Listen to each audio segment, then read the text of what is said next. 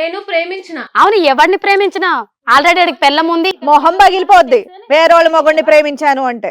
అసలు ఇద్దరు పిల్లలు ఉన్నారు, పెళ్ళం ఉంది, అయినా వాడికి నువ్వు నన్ను అనడం కాదు, ఫస్ట్ నీ మొగుడిని అడుగు. మరి అతను అడిగినా నేను కాదనట్లేదు, వాడు తేవడమే కదా నువ్వు ఇంట్లోకి వచ్చి దూరినావు. నీ మొగుడిని అడుగు, పక్కనే కూర్చున్నాడు కదా నా ఎదురు. నా కొడుకు అయితే బుద్ధి లేదు, అతనికి బుద్ధి లేదు. నీ బుద్ధి ఏమైంది? బుద్ధి లేదు అనుకో.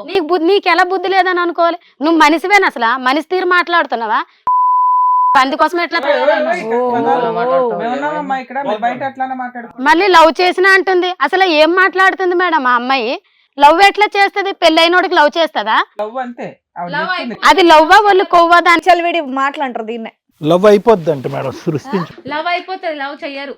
అయిపోయింది కదా, తీసుకున్నావు కదా, అట్లానే ఉంటది. మరి నీ తెలివేమైంది? అప్పుడు నా తెలివి ఏమైంది కాబట్టి నిన్ను తెచ్చుకొని ఇంట్లో పెట్టుకున్నాను. నువ్వు ఎడ్డిదాని కాబట్టి నన్ను చేసుకున్నావు. అందుకోసమే నేను ఎడ్డిదాన్ని కాబట్టి నేను ఇంట్లో కూర్చుంటే మీ ఇద్దరు బెడ్ మీద పడుకుంటున్నారు. అర్థమైందా? నీ పిల్లల్ని ఏ పిచ్చి మాటలని మాట్లాడుకో. చక్కగా చదువుకున్నావు, జాబ్ చేస్తున్నావు, ఏంటి వితండవాదం ఇది? కాదు మేడం, ఎంత రివర్స్ గా మాట్లాడుతున్నావు తెలుసా నువ్వు? బాబోయ్, అదే కదా ఆవిడ గట్టిగా లేదు, నీ చంప వాయించిన ఇంకేమనలేము ఇక్కడ నువ్వు మాట్లాడే మాటలకి. బాబోయ్, ఇంకా ఆవిడ కూర్చొని మాట్లాడుతుంది పద్ధతిగా. నిజం చెప్పాలంటే ఏం వాదిస్తున్నావు? ప్రేమించా, నీ మొగుడిని నేను ప్రేమించా అంట. చెప్పు తీసుకు కొడతాడు ఎవడన్నా మాట అంటే. ప్రేమ అయిపోద్దంట, అయిపోద్ది.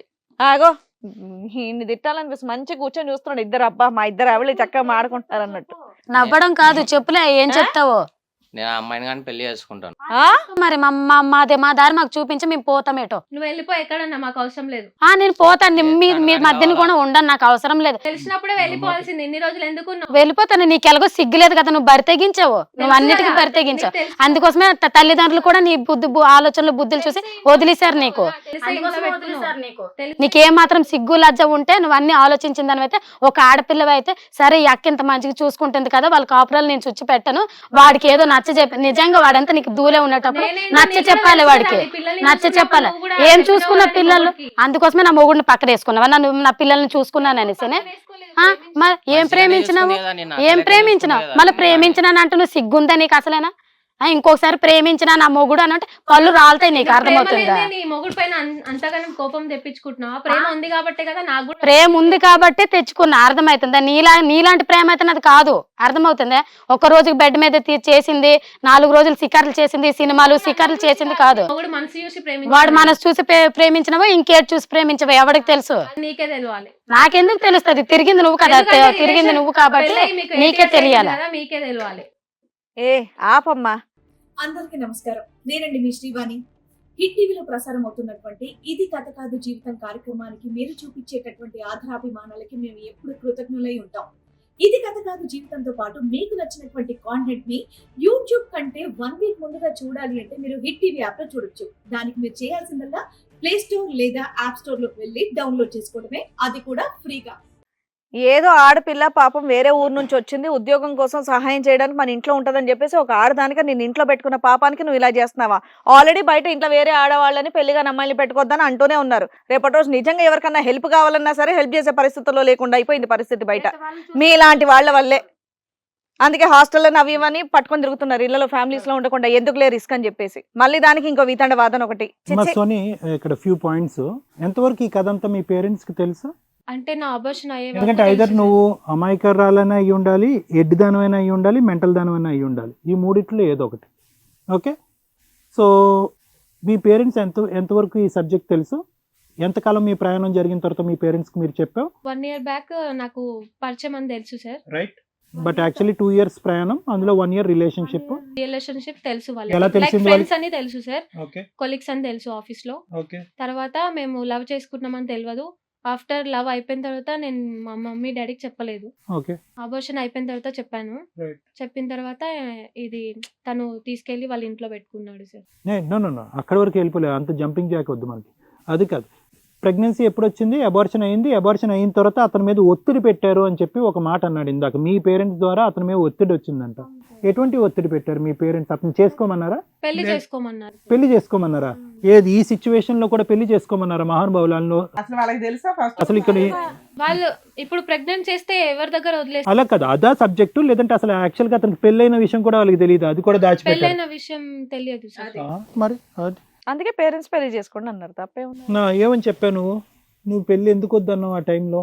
ఎవరితోటి మీ సార్? పేరెంట్స్ తో పెళ్లి చేసుకోవటానికి మీ ఇద్దరి మధ్యన అభ్యంతరం ఏమని చెప్పారు? ఏ పేరెంట్స్ అలా అనరు కదా, వెళ్ళి పెళ్లి చేసుకోమన్నారు కదా, ఇక్కడతో ఈ కథ వదిలేసే లవ్ చేసినామని చెప్తే పెళ్లి చేసుకోమన్నారు. మీరు వద్దు అంటానికి ఏం చెప్పారు? ఏమైనా చెప్పారా?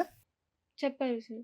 ఏం తర్వాత మీరిద్దరు తెగదింపులు అయిపోయింది అన్నట్టు అనుకుంటున్నారా మీ పేరెంట్స్? అక్కడ మీ ఇద్దరు ఇప్పుడు కాంటాక్ట్ లో లేనట్టు అనుకుంటున్నారు, లేదంటే ఇప్పటికీ వాళ్ళకి కూడా ఇప్పుడు ఈ రిలేషన్ తెలియదు ఈ సార్. రిలేషన్ తెలీదు, వాళ్ళ ఇంట్లో నువ్వు కూర్చున్నట్టు తెలీదు, ఈ నేను అమ్మాయితో జాబ్ గొడవ చేస్తున్నానని అవుతున్నట్టు తెలీదు. తెలియదు. Right, okay. సో ఇదంతా కూడా సీక్రెట్ పెట్టారు. సో సార్ ఈ ముగ్గురు వాదన విన్నారు కదా, ఏం చెప్తారు వీళ్ళ గురించి మీరు? సో ఇక్కడ ఏంటంటే మేడం, సరోజ, రమేష్ అండ్ సోనీ, అంతే కదమ్మా పేర్లు? Right, okay, right, okay.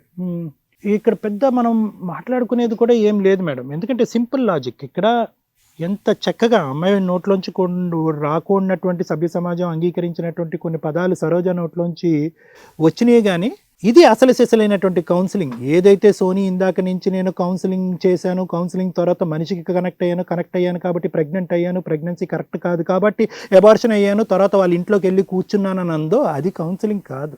నిజంగా సోనీ ఏదైనా మంచి చేయాలి అనుకుంటే కనుక ఆ కుటుంబానికి, ఆ అమ్మాయికి సర్ది చెప్పుండేది. అమ్మ, నేను అతనికంటే నీకే పెద్ద స్నేహితురాలు, మీ ఆయన ఇలా పక్కదో పట్టిన ఆయన కథలు పడుతున్నాడు, తస్మాత్ జాగ్రత్త అని చెప్పుంటే కనుక నీకు హ్యాట్స్ ఆఫ్ చెప్పుండేటటువంటి వాళ్ళని, నీకు 2 చేతులు ఎత్తి చిన్న వయసు అయినా కూడా దండం పెట్టుండేటటువంటి వాళ్ళని, మీ తల్లిదండ్రులని మేము గొప్పగా కొనియాడేవాళ్ళం. అలా కాకుండా ఈరోజు సరోజ మాట్లాడిన తీరు చూసారా మేడం? హ్యాట్స్ ఆఫ్ ఆ అమ్మాయికి. అది ఒరిజినాలిటీ. అంటే ఏంటంటే ఆ మాట తీరు, దానికి ఏం పెద్ద చదువు అక్కర్లేదు. ఈ అమ్మాయి చదువుకుని ఏం గడ్డి తిందో మనకు తెలియదు, కానీ ఆ అమ్మాయి చదువుకోకుండా చాలా చక్కగా మాట్లాడింది ఈరోజు. ఆ మాట్లాడేటటువంటి కొన్ని పదజాలం కరెక్ట్ కాదేమో, కానీ వాస్తవానికి నిజంగా గడ్డి పెట్టేటటువంటి స్టైల్ అదే. ఈ గడ్డి అంటే ఈ విధంగా నువ్వు ఎందుకు మాట్లాడేవు అంటేనమ్మా, ఎందుకంటే నీకు ఒక మ్యారేజ్ యొక్క విలువ తెలిసినటువంటి ఒక ఆడపిల్లవు నువ్వు. ఒక మ్యారేజ్లో ఉండేటటువంటి ఆ పవిత్రత, ఒక భర్తని ఎలా కాపాడుకోవాలనేటటువంటి ఆలోచన తెలిసినటువంటి ఒక దానివి. ఒక తల్లిగా 2 పిల్లల్ని చంకన పెట్టుకుని సాకి కష్టపడి సాకేటటువంటి ఒక తల్లికి, ఒక ఇల్లాలకి తెలుస్తుంది ఆ బాధ ఏంటనేది. ఇలా బరి తెగించి రోడ్ల మీద తిరిగి కౌన్సిలింగ్ చేస్తున్నాం అనేటటువంటి మాటలతో అటువైపు తల్లిదండ్రులని మోసం చేసి, ఇటువైపు వేరే కుటుంబాల్లో కుంపట్లు పెట్టేటటువంటి వాళ్ళు, ఇటువంటి క్యారెక్టర్స్కి ఈ విలువ తెలియదు. ఆ అమ్మాయి గురించి తర్వాత మాట్లాడతాను, కానీ సరోజ చాలా చక్కగా మాట్లాడేవమ్మా. ఈ స్టైల్ దేని వరకు వెళ్ళాలో తెలుసా? ఈ మాట్లాడేటటువంటి తీరు, ఈ పద్ధతి, ఈ విధానం ఎక్కడి వరకు వెళ్ళాలో తెలుసా? ఉంటే ఉన్నాళ్ళు, ఓడితే ఓడాడు అనేటటువంటి లెవెల్ వరకు వెళ్ళాలి. ఎందుకంటే కనుక ఇంత పవిత్రంగా నువ్వు వ్యవహరిస్తున్నావు, ఇంత కంఠశోష చెప్తున్నావు, ఇంత మానసికంగా దెబ్బతిన్నటువంటి నిన్ను ఈరోజు అతను ఏమంటున్నాడు? పార్న్ వీడియోస్ చూస్తుందండి నా వైఫ్, ఆ వీడియోస్ చూడటం వల్ల నా వైఫ్ నచ్చక, నా భార్యని అసహించుకుని, ఆవిడతో పక్కన పడుకోలేక వేరే స్త్రీకి వెళ్ళి చెప్పుకుంటే ఆవిడ నన్ను సుఖపెడుతుంది అనేటటువంటి కథ వినిపిస్తున్నాడు. ఇక్కడ రెండు భయంకరమైనటువంటి అంశాలు. ఇంత చక్కటి ఆడదాన్ని వదిలేసి ఇలా రోడ్డు మీద పోయేటటువంటి అమ్మాయిని తీసుకొచ్చి పక్కలో పడుకోబెట్టుకుని మన ఇంటిల్లో పాది చూసుకుంటుంది, ఈ అమ్మాయికి ఉద్యోగ సద్యోగం ఎవరూ లేరు, ఈ అమ్మాయి వెనక ముందు ఎవరు లేరు అని చెప్పి 8-10 సంవత్సరాల పాటు ప్రయాణాన్ని ఇట్టే 4 అబద్ధాల్లో నీ కళ్ళు గప్పి చేసినటువంటిది ఒకటి అన్యాయం.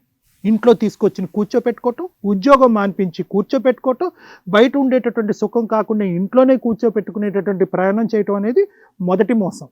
హిట్ టీవీ యాప్, ఇందులో short news, live news, entertainment shows, movies, digital magazines తో పాటు మీ జిల్లా వార్తలను కూడా ఫ్రీగా చూడొచ్చు.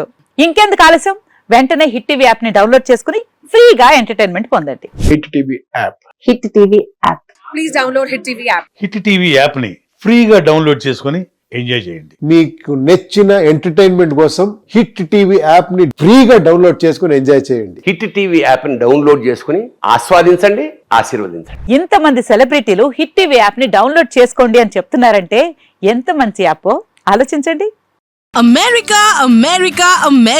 అమెరికాలో చదవాలనుకునే వాళ్ళకి విశ్వసనీయమైన పేరు మన శౌర్య consultancy. UKలో 1 year masters, 2 years work permit up to 5 years visa. Contact Saurya Consultancy. Contact 89851 89851.